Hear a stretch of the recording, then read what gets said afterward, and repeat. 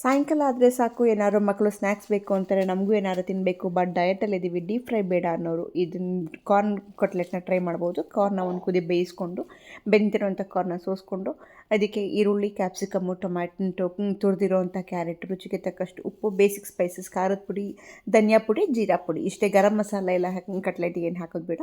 So ಒಂದು ಸ್ವಲ್ಪ chat masala ಹಾಕಿ ನಾನು ಸ್ವಲ್ಪ ಅಕ್ಕಿ ಹಿಟ್ಟು, ಕಡಲೆ ಹಿಟ್ಟು, ಕೊತ್ತಂಬರಿ ಸೊಪ್ಪು, ಸ್ವಲ್ಪ ಚೀಸ್ ಮಕ್ಕಳಿಗೆ ತುಂಬಾ ಇಷ್ಟ ಆಗುತ್ತೆ, ಎರಡೇ ಎರಡು ಸ್ಲೈಸ್ ಚೀಸ್ ಇಷ್ಟನ್ನು ಹಾಕಿ ಚೆನ್ನಾಗಿ ಫಸ್ಟು ಹಾಗೆ ಮಿಕ್ಸ್ ಮಾಡ್ಕೊಳ್ಳಿ. ನಂತರ ಎಷ್ಟು ನಿಮಗೆ ನೀರು ಬೇಕೋ ಸ್ವಲ್ಪ ನೋಡಿಕೊಂಡು ಸ್ವಲ್ಪ ನೀರು ಹಾಕಿ ನೀವು ತುಂಬ ತೆಳ್ಳಗೂ ಬೇಡ, ತುಂಬ ಗಟ್ಟಿನೂ ಬೇಡ, ಒಂದು ಮೀಡಿಯಮ್ ಕನ್ಸಿಸ್ಟೆನ್ಸಿಗೆ ಈ ರೀತಿ ಕಟ್ಲೆಟ್ ತಟ್ಟೋವಂಥ ಶೇಪಿಗೆ ನೀವು ತೊಗೊಂಡು ಮಾಡ್ಕೋಬೋದು. ಡೈರೆಕ್ಟಾಗಿ ಸ್ವಲ್ಪ ಹಂಚ್ ಮೇಲೆ ಫಸ್ಟೇ ಎಣ್ಣೆ ಸವರ್ಕೊಂಡು ನಂತರ ಮೇಲ್ಗಡೆನೂ ಎಣ್ಣೆ ಅಪ್ಲೈ ಮಾಡಿ ಎರಡೂ ಕಡೆ ಚೆನ್ನಾಗಿ ಮೀಡಿಯಮ್ ಫ್ಲೇಮಲ್ಲಿ ಚೆನ್ನಾಗಿ ಪದೇ ಪದೇ ತಿರುಗಿಸಿ ಬೇಯಿಸಿದ್ರೆ ಬಿಸಿ ಬಿಸಿಯಾದ ಒಂದು ಕಾರ್ನ್ ಕಟ್ಲೆಟ್ ಯಾವುದೇ ಸಿಕ್ಕಾಪಟ್ಟೆ ಆಯಿಲಿ ಇಲ್ಲದೆ ಆರಾಮಾಗಿ ಹೆಲ್ದಿಯಾಗಿ ಟೇಸ್ಟ್ ಕೂಡ ಸಿಕ್ಕಾಪಟ್ಟೆ ಇರುತ್ತೆ.